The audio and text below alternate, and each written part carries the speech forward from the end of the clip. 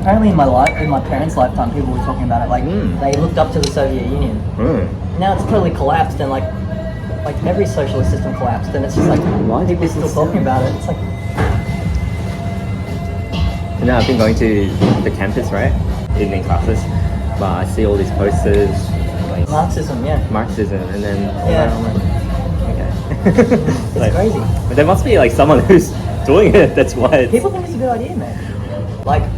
They can just slowly degrade our quality of life, and we can't really do much about it. Of course, I mean, there's so much to talk about this. Yeah. Like at least in a capitalistic system, like we don't have a perfect capitalist system, but at least we can actually earn more money. You know what I mean, and do better. Of course.